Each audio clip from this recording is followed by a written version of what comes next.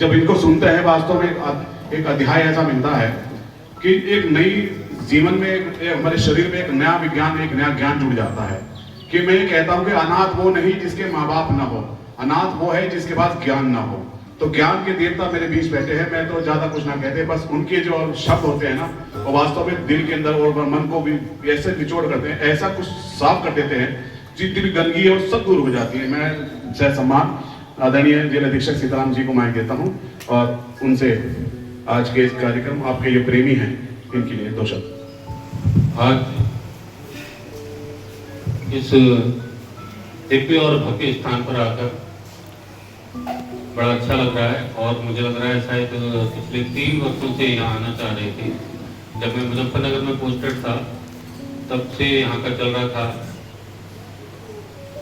आपसे जो परमानंद आश्रम बुखेड़ी नाम के मुख्य कर्ता धर्ता और मुख्य महंत हैं महात्मा गौरवानंद जी महाराज से मुझे लग रहा है 3 साल पहले सबसे पहले एक बार वार्ता हुई थी और वहाँ भी जो संयोग की कड़ी बनी थी वो नादिर भाई थे, नादिर राणा जी, उन्होंने पहली बार वार्ता कराई। उसके बाद कई बार आपका वहाँ आना हुआ। अभी दासना में भी 2-3 बार आ चुके हैं आप, लेकिन हमारा आना नहीं हो पा रहा था ना। इच्छा बहुत थी कि ऐसा एक स्थान है जहाँ जाया जाना चाहिए और निश्चित ही ये मेरी प्रकृति के अनुकूल स्थान है। यहाँ पर आके अंदर आते ही एक अलग तरह की दिव्य का एक शांति की अनुभूति होती है। निश्चित ही जहाँ पर दिव्य पुरुष रहे होते हैं, बताया अभी जैसा महात्मा जी ने कि यहाँ पर तपस्थ स्थली रही है परमहंस जी महाराज की, तो निश्चित है जहाँ कोई बड़े संत तपस्या करते हैं या कोई कर्म करते हैं, महात्माओं के कर्म ही तपस्या होते हैं। ध्यान में बैठना आवश्यक नहीं है। अच्छे मन से, अच्छी भावना से जो भी काम किए जाते हैं वो तपस्या के रूप में ही जाने जाते हैं आगे आने वाली पीढ़ियों के लिए। कोई भी व्यक्ति महात्मा हो सकता है, सामान्य कर्म करता है। महात्मा का मतलब क्या है? महान हो गया हो, जिसकी आत्मा सामान्य कृत्य होते हैं उससे थोड़ा ऊपर उठ गया, कोई महात्मा हो गया। सामान्य रूप में मनुष्य और ईश्वर में थोड़ा सा अंतर है। हमारे शास्त्रों में आता है मनुष्याणाम विकार युक्तम परम ब्रह्म निर्विकारम। मनुष्य विकार युक्त है, मनुष्याणाम विकार युक्तम परम ब्रह्म निर्विकारम। परम ब्रह्म में कोई विकार नहीं है। विकार का मतलब जानते होंगे, बुराई, कमियां, दोष, दुर्भावनाएं, वासनाएं, ये सारे विकार होते हैं। काम, क्रोध, लोभ, मद, मोह, ये विकार ये मनुष्य में होते हैं और ईश्वर में नहीं होते। बस इतना अंतर है। अब क्या करें कि मनुष्य से थोड़ा ईश्वर की ओर चले, तो हम जितनी भी साधना, तपस्या, आराधना, पूजा, पाठ, आध्यात्मिक गतिविधियां जो भी करते हैं उसका उद्देश्य क्या होता है? उद्देश्य होता है ईश्वर की प्राप्ति। ईश्वर की प्राप्ति के लिए क्या करना होगा?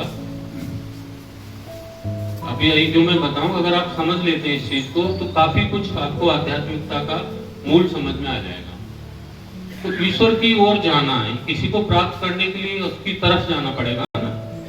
आपको जहां आना, जैसे हमें यहाँ आना था बुखेड़ी, परमहंस जी के दर्शन करने थे तो यहाँ आना पड़ा, उधर चल के आए। ऐसे ही आपको ईश्वर की प्राप्ति करनी है या ईश्वर के निकट जाना है तो उधर चलना पड़ेगा। अब चलेंगे कैसे? है क्या हमारे अंदर क्या है?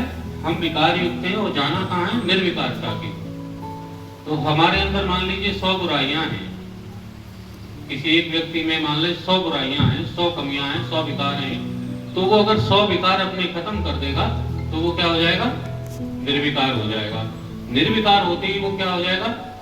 ईश्वर तुल्य हो जाएगा, ईश्वर में ही समाहित हो जाएगा या उसमें ईश्वर समाहित हो जाएंगे, एकाकार हो जाएगा। तो वो चीज तो लगभग असंभव चीज है, क्योंकि मनुष्य रहेगा, या फिर जो मनुष्य नहीं रहेगा वो तो ईश्वर में आ जाएगा। तो अगर हम 90-99 बुराइयां दूर कर लें, 1-2 बुराइयां बची रही, तो क्या होगा, ईश्वर के बहुत निकट हो गए। हर बुराई को या विकार को 1 किलोमीटर मान लो। आप में 100 बुराइयां हैं, आपने जान लिया, या 1000 बुराइयां हैं, तो आप ये सोच लो मुझे 1 महीने में, 2 महीने में या 1 साल में कोई भी समय सीमा निर्धारित कर लो कि इतने समय में मुझे एक विकार दूर करना है। एक विकार दूर किया, एक कदम आगे बढ़ गए, कहां, निर्विकारता की ओर, यानी विकारहीनता की ओर। तो जैसे जैसे हम विकार दूर करते जाएंगे, हम निर्विकारता की ओर जाते जाएंगे, यानी ईश्वर की ओर जाते जाएंगे। तो अगर ऐसा कर रहे हैं हम, तब तो हमारी पूजा पाठ, साधना, तपस्या या धार्मिक गतिविधियां, आध्यात्मिक गतिविधियों का कोई मूल्य है। अन्यथा कोई मतलब नहीं रहता कि आप चाहे जितने पाखंड करें, चाहे जितना प्रदर्शन करें धार्मिकता का, आध्यात्मिकता का, और अपने अंदर की बुराइयों का विश्लेषण नहीं कर रहे हैं, उनको नहीं पहचान रहे हैं और दूर नहीं कर रहे हैं, तो आप आध्यात्मिक यात्रा पर सही दिशा में नहीं जा रहे। आपको भ्रम हो सकता है, आप दूसरों को भ्रमित कर सकते हैं कि हम आध्यात्मिक हैं, हम सात्विक हैं, हम धार्मिक हैं, हम ईश्वर की पूजा करते हैं, आप साधना करते हैं, आराधना करते हैं, इतना बड़ा पाठ करते हैं, भागवत कराते हैं, राम सत्यमानस का पाठ कराते हैं, भंडारे कराते हैं, बहुत सारी चीजें आप कह सकते हैं, खुद को छदम रूप से संतुष्ट कर सकते हैं, लेकिन अपनी बुराइयों को नहीं जान रहे हैं और उनको दूर नहीं कर रहे, तो ईश्वर की तरफ यात्रा को नहीं कर रहे। बोले सदगुरु महाराज की